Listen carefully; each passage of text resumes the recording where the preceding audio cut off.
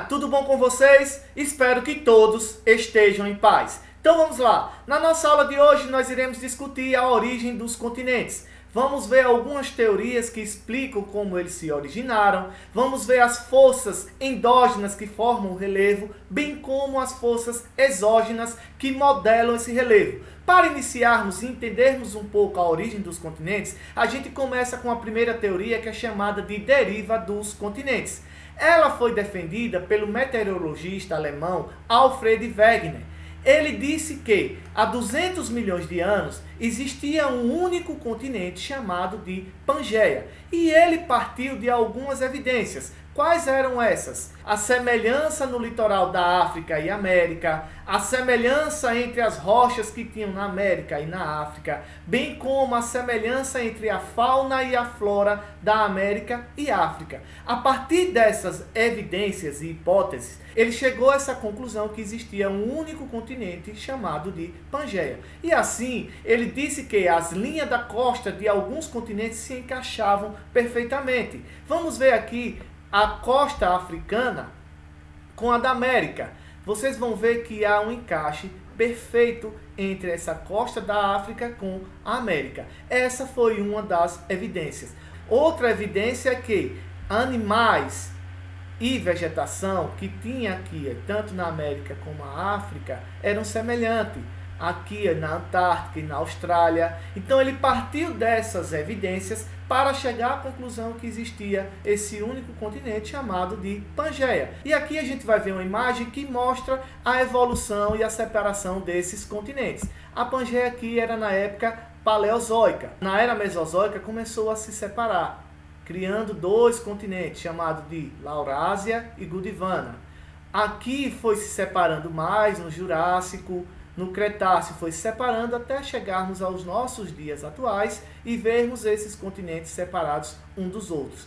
Porém, o que é que acontece?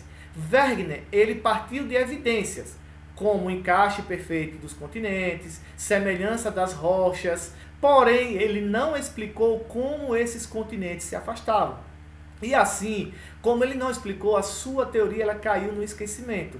Então, durante 30 anos, ela ficou esquecida, essa teoria. Só que, em 1960, dois norte-americanos, eles descobriram a expansão dos fundos do oceano, com equipamentos modernos, como o batiscafo, que é um submarino, o sonar, que é um aparelho que capta o eco do fundo dos oceanos, e assim, a partir dessas descobertas da expansão do fundo dos oceanos, surgiu uma nova teoria chamada teoria das placas tectônicas. E como é que ocorre essa expansão do fundo do oceano? Aqui está o magma. Esse magma que se encontra no manto, ele está subindo, ascendente, ele está subindo. E à medida que ele vai subindo, ele vai encontrando fissuras na litosfera. O que é fissuras? Aberturas. E ele vai resfriando.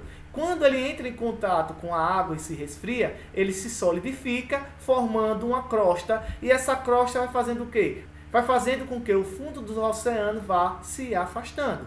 E assim ocorre essa expansão do oceano e assim surgiu essa teoria das placas tectônicas. E a gente tem várias placas tectônicas. Áreas, pessoal, que estão próximo às placas tectônicas são áreas que têm atividades vulcânicas ou terremotos. Isso vai depender muito do movimento dessas placas tectônicas, que a gente vai ver que essas placas tectônicas elas flutuam sobre um material chamado astenosfera, que é o magma que está lá no manto. Então essas placas estão em cima desse magma e devido à elevada temperatura e altas pressões, esse magma vai encontrando fissuras, vai fazendo com que o fundo dos oceanos se expandam e assim essas placas elas vão se movimentando por ano em uma velocidade de 2 centímetros. Beleza, pessoal? E assim, áreas que estão em contato de placas são denominadas áreas instáveis, que sofrem com o quê? Com o terremoto e atividades vulcânicas.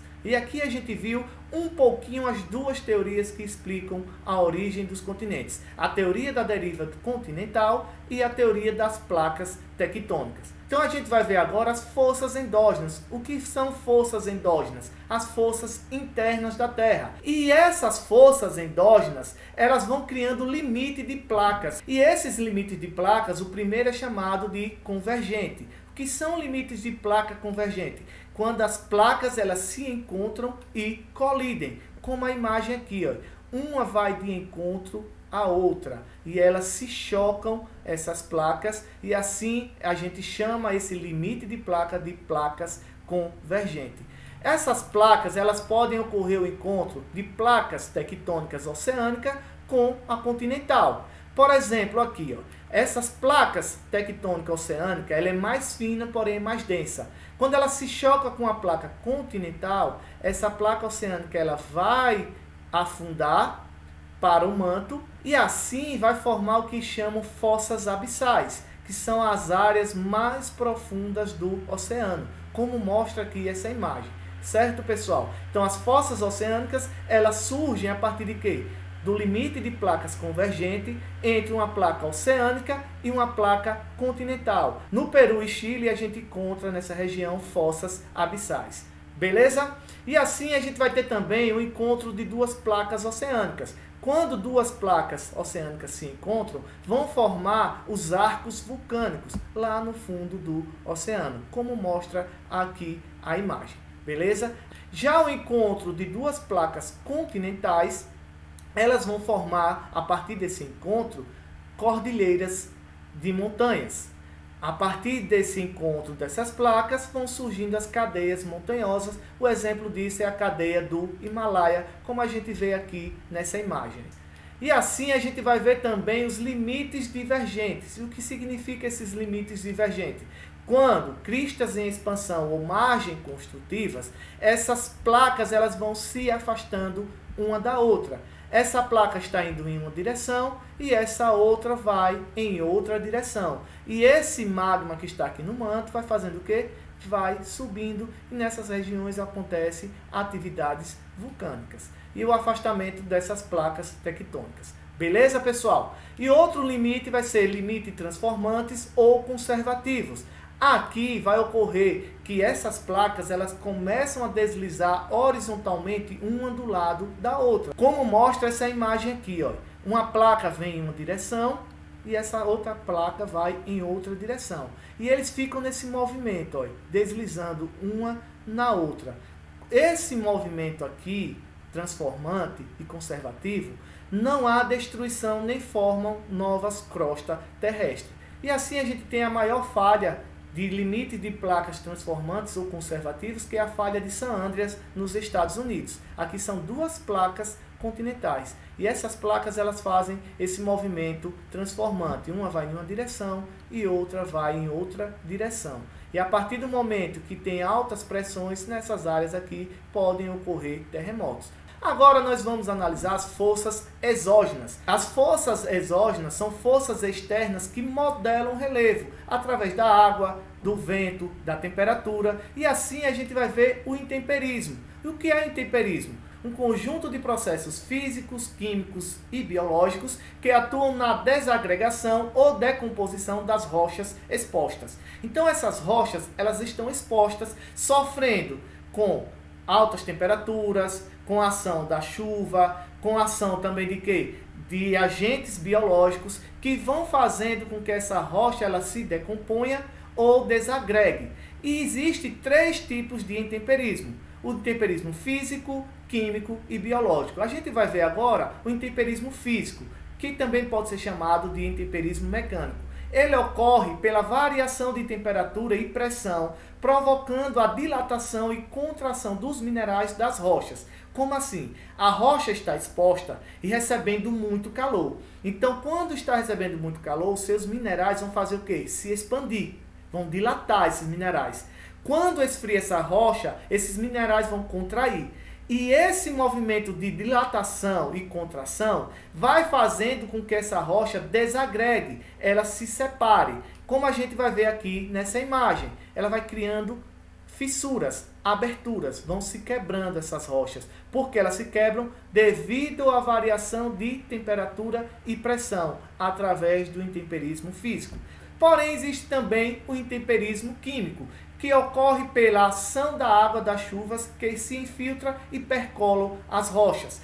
Aqui no intemperismo vai ocorrer a decomposição dos minerais dessa rocha. Por quê? A água vai caindo nessa rocha exposta e à medida em que ela vai percolando essa rocha, ou seja, passando por ela, vai tirando os minerais e vai formando esses tracinhos aqui que ocorre a decomposição dessas rochas. Existe também o intemperismo biológico, que ocorre pela ação das raízes das plantas que penetram e crescem nas fissuras das rochas, fazendo que a pressão quebre essa rocha. Existe uma rocha que está exposta, recebendo calor e temperatura. Ela vai fazendo o quê? Desagregando, vai criando fissuras. E aí, nessas fissuras, vão criando agentes biológicos. Por exemplo, raízes de plantas vão se desenvolvendo nessa fissura dessas rochas. E à medida que essas raízes vão crescendo, vai fazendo com que essa rocha se quebre, como a gente está vendo aqui nessa imagem. Essa rocha aqui, ela foi se fraturando através do intemperismo físico. A raiz foi crescendo entre essas fissuras, foi se desenvolvendo, fazendo com que essa rocha quebrasse, e aqui a gente chama de intemperismo biológico. Porém, também há a ação antrópica no relevo. O que é a ação antrópica? A ação do homem no relevo. À medida em que o homem vai utilizando técnicas no solo, e muitas dessas técnicas são inadequadas, eles vão desmatando essa vegetação, deixando esse solo exposto.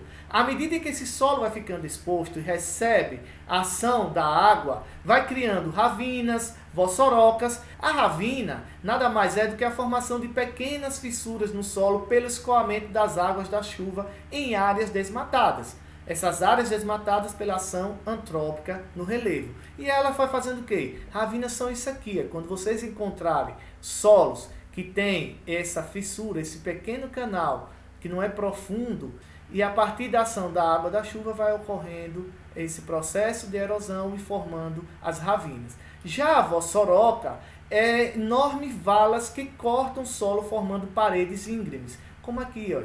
A diferença entre a vossoroca e a ravina é que a vossoroca, o canal é mais profundo, mas ele ocorre através de quê? Do desmatamento aqui, ó, dessa área, deixa o solo exposto e através da ação da chuva vai criando essas vossorocas aqui, que são grandes valas formando paredes íngremes, ó, são bem elevados. E a gente também vai ter como ação antrópica locais que são ocupados pelo ser humano, construindo casas próximo aos morros. O que acontece? À medida em que vai construindo essas casas no morro, vai tirando essa vegetação.